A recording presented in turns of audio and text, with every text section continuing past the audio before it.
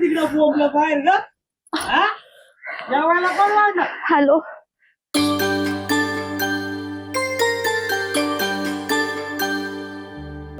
अरे बाहेर कुठं बसली का? जेवायला कोण झालं? चल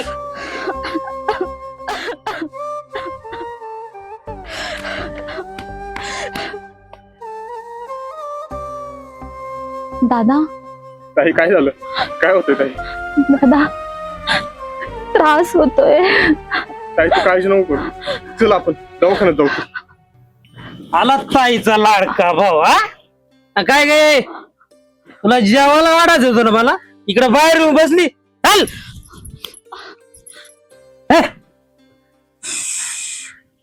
बायको आहे ती माझी आणि तू आमच्या नवरा बायकोच्या भांडणामध्ये पडू नको. चल बायकोच्या आधी बहीण आहे ती माझी आणि चुकी केली तुझ्यासारख्या माणसाच्या हातात तिचा हात देऊन. चल आणि तू काय बसली? चल चल ताई. काय रे माझ्याच घरात येऊन मलाच मारतो काय? थांब दाखवतोच तुला. थांब तुला दाखवतो दादा तुला. दादा काय आलं ताई? ताई आल्या ताई. ताई ते तुझा जा गाडीचं बघ जा. अरे जा. ताई ताई ताई उठ ना ताई. आणली गाडी. चल हा, लवकर.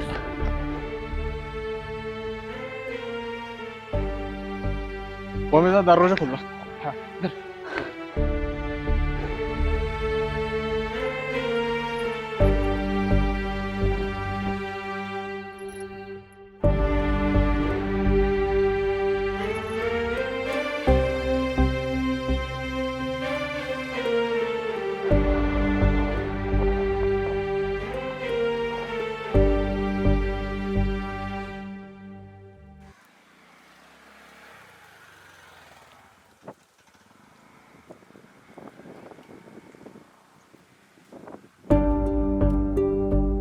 डॉक्टर काय आलं? माफ करा, खूप प्रयत्न केला आम्ही, बाळाला नाही वाचू शकलो. काळजी घे.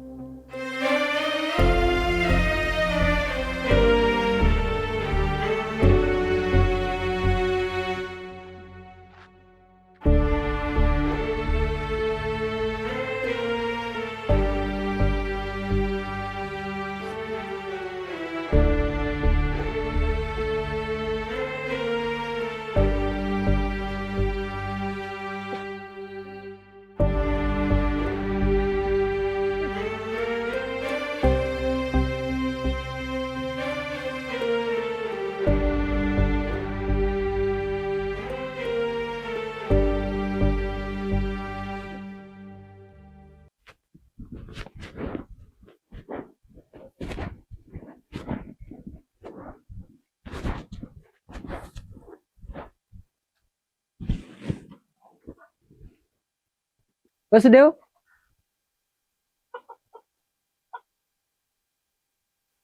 ते पांडुरंगाने त्या पुरीचं कळलं तुला? नव्हतं जाणवत. लग्नात तर नवरदेव चांगला होता, चिक्कार पैसा होता त्याच्याकडे. पांडुरंगाने दिला पुरीचा हात हातात. नवीन नवीन असल्यामुळे सांभाळली. नंतर लागला ना दारू प्यायला. पाय त्या पुरीचं हाल केलं त्यांनी आणि संकटावर संकट आलं. पोरगी पोटीशी होती, जे नाही व्हायचं तेच झालं. संध्याकाळी जाऊ पांडुरंगाला भेटायला. चालते चालते, जाऊ सर.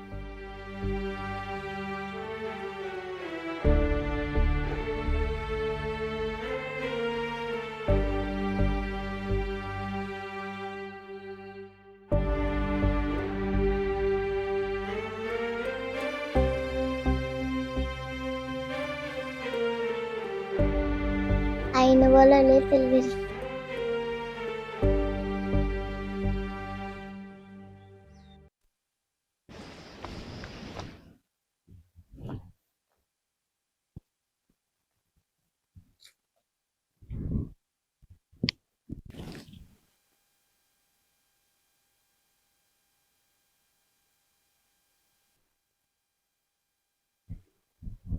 मी ताईला आताच भेटून आले.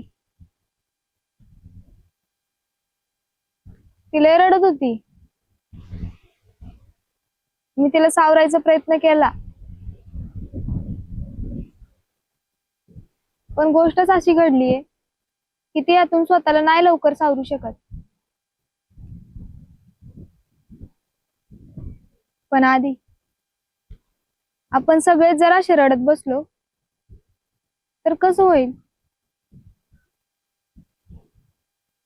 तू पण नको ना असं नाराज राहू. तूच असं केलं तर ताईला कोण सावरणार?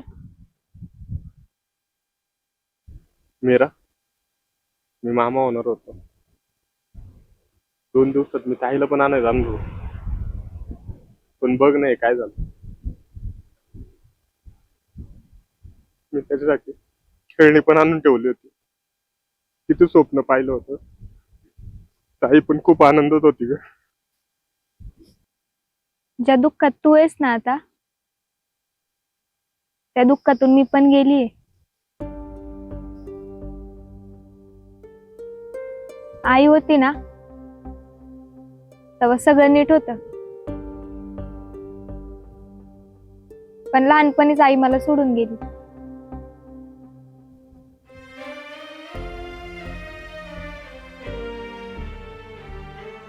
आता असं वाटतं आई पाहिजे नव्हती, पण जेव्हा ती गेली ना तेव्हा मला काहीच कळत नव्हतं. पण आता प्रत्येक गोष्टीत मला तिची आठवण येते. आता तिला बघायची लई इच्छा होती, पण देवा घरी गेलेला माणूस परत नाही येत.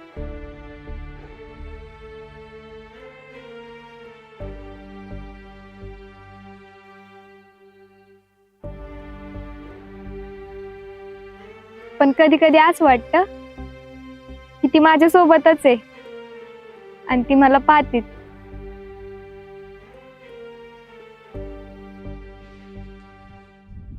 आपली ताई पण आई झाली असती ना.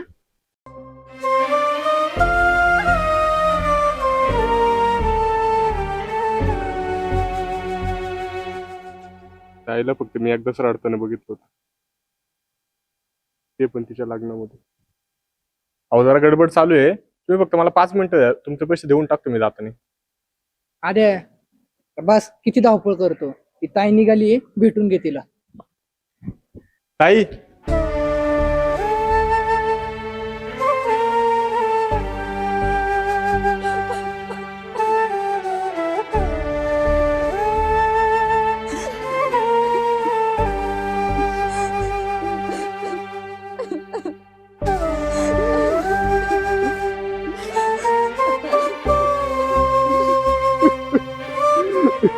आधी रडू नकोस ना. एक ना एक दिवस मुलीचं लग्न होणारच आहे आणि त्या दिवशी तिच्या डोळ्यात पाणी येणारच ना. मीरा, मला अजून पण ते दिवस आठवतात. ते रक्षाबंधन आलं ना, मी सकाळपासून ताईची वाट बघायचो आणि ताई जेव्हा घरी यायची ना तेव्हा आम्हाला सगळ्यांना खूप आनंद व्हायचा. आणि तेव्हा मी ताईला बोललो होतो, ताई ही राखी मी कायम माझ्यासोबत ठेव आणि तुझ्या डोळ्यात मी कधीच पान नाही येऊन देणार. ताई हे तुझ्यासाठी साडी. आणि आता बघ ना, ताईच्या डोळ्यातलं पाणी मी थांबूच शकत नाही.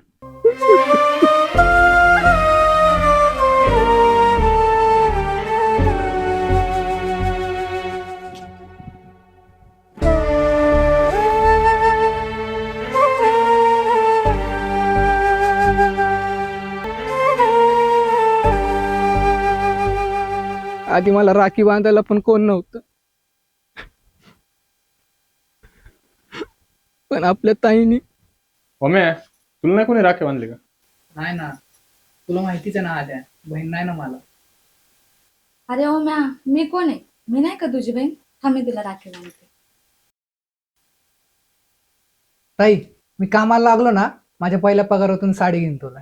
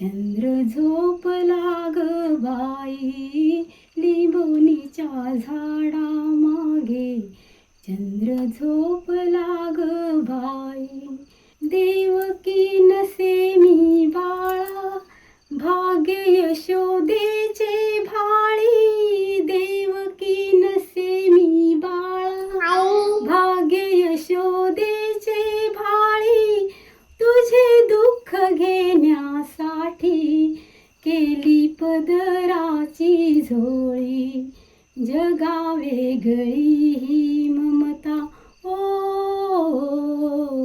जगा वेगळी ही ममता, जगा वेगळी अंगाई, आज माझ्या पाडसाला झोप काग येत नाही, लिंबोणीच्या झाडा मागे चंद्र झोपला ग बाई, लिंबोणीच्या झाडा